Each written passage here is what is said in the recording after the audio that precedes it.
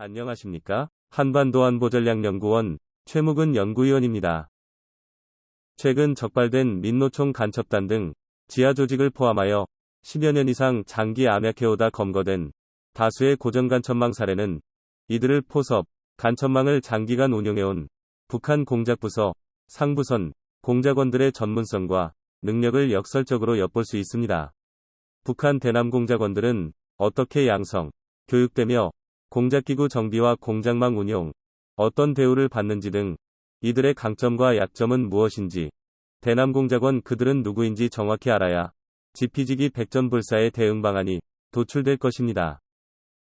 먼저 남조선혁명을 최일선에서 수행하는 북한의 대남 공작부서를 개관하면 대남 전략전술 수립과 북한체제 찬양선전 등 심리전, 대화 교류 등을 통한 친북통일전선을 형성하는 당, 통일전선부, 지하당 조직을 주 임무로 하는 문화교류국, 칼기 폭파 김현희, 아랍계 필리핀인 교수로 의장한 간첩 간수 등으로 대표되는 구대외정보조사부, 35호 실이 수행한 해외공작과 공작원 대남호송 침투를 담당한 작전부, 특수부대로 구성된 정찰국을 통합한 군, 정찰총국, 체제보위 활동으로 납치, 암살, 탈북자 등을 활용한 대남정보 수집을 하는 국가보위성, 군 심리전에서 대남 심리전으로 그 범위가 확대된 적공국 등이 있습니다. 이들 부서에 근무하는 공작원들의 규모는 대략 20여만 명 이상으로 추산됩니다.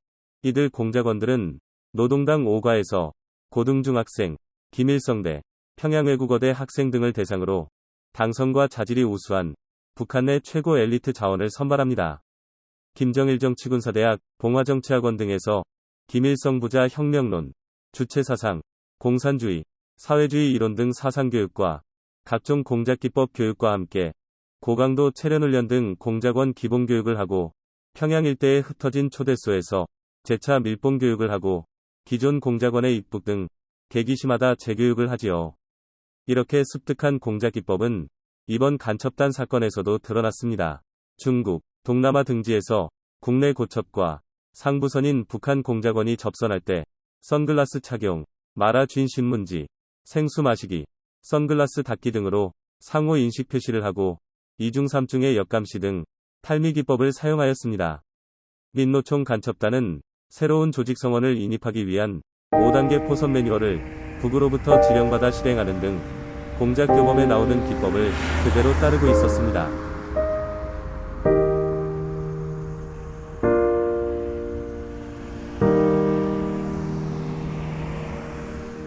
직업선택, 이동이 용이하지 않은 북한 체제하에서 공작원들은 이른바 평생 직장으로서 획득한 오랜 경험과 전문 지식을 보유하고 있으며 계급, 연령 정년 없이 장기간 근무를 합니다. 이로 인해 대남 적화 전략과 전술을 끊임없이 연구 개발하며 축적된 경험으로 공작망을 유지하고 통일전선 형성, 대남 비난, 선전선동 등 고도의 계산된 대남 공세와 함께 사이버 공격을 자행하고 있습니다. 또한 정세와 환경에 맞추어 대남 공작부서의 통폐합, 분리 등 정비하기도 합니다.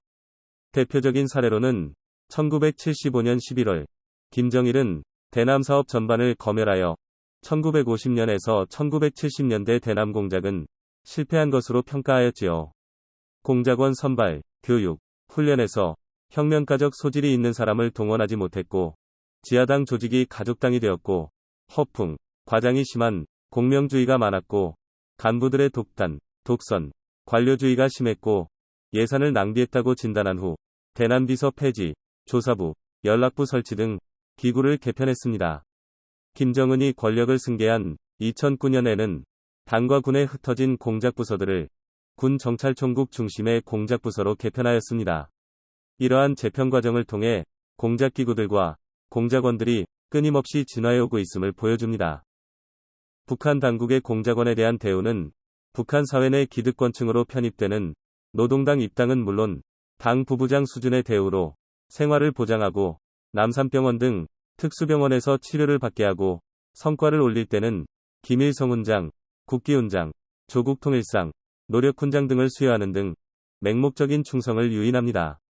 조국통일상을 수상한 대남 일꾼 몇몇을 보면 대남비서 김용순, 대외연락부장 강관주, 통일전선부장 임동옥, 통일혁명당 전남위원회 간첩 최영도 등이 있습니다.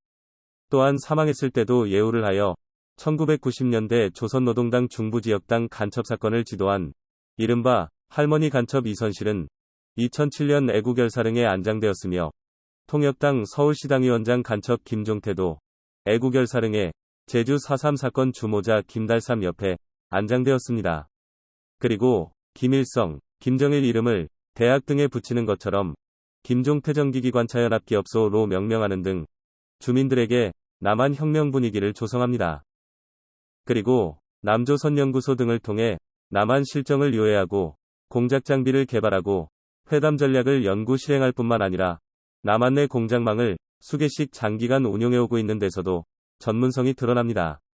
이번 간첩 사건에서 밝혀진 것만 해도 문화교류국 상부선 이광진은 민노총, 충북동지회, 하모 등 3개 망을, 김명성은 자통민중전위와 제주지역 등 2개 망을 운용해왔습니다.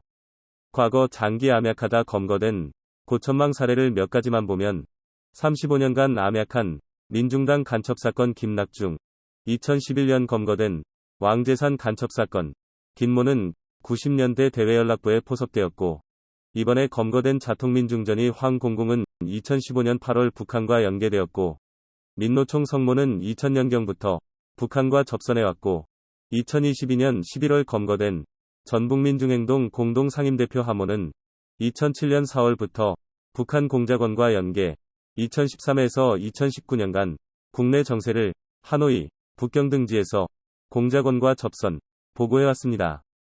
한편 이러한 북한 공작원들의 강점에도 불구하고 약점, 한계도 있습니다.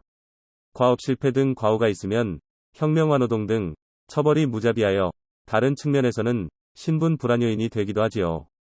해외 근무 등을 통해 1인 독재, 강압체제에 대한 비판의식이 생기고 만성적인 외화 부족으로 공작활동 자금을 자체 마련하고 평양에 상납하기 위해 마약, 밀수, 무역회사 운영 등을 하고 있으나 실적 미달 또는 공금 횡령 등 비리로 인한 소환 처벌이 두려워 탈북을 유혹받습니다. 해외 근무 공작원들의 경우는 자녀들의 교육 문제 등 미래의 불확실성이 탈북 요인이 되기도 합니다.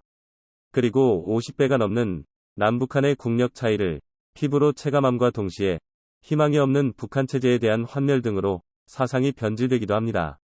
다만 가족 등이 북한 내 인질로 있고 기득권을 쉽게 포기할 수 없어 탈북을 감행하기는 쉽지 않으나 계기가 주어지면 탈북이 줄을 이을 것입니다. 북한 공작원들은 이러한 취약점에도 불구하고 최고 엘리트 출신에다 평생 직장, 전문성과 많은 경험, 끊임없는 사상교육, 검열, 생존 경쟁 차원의 기관 간 충성 경쟁 등 강점을 가지고 있어 과대과소 평가할 수 없습니다.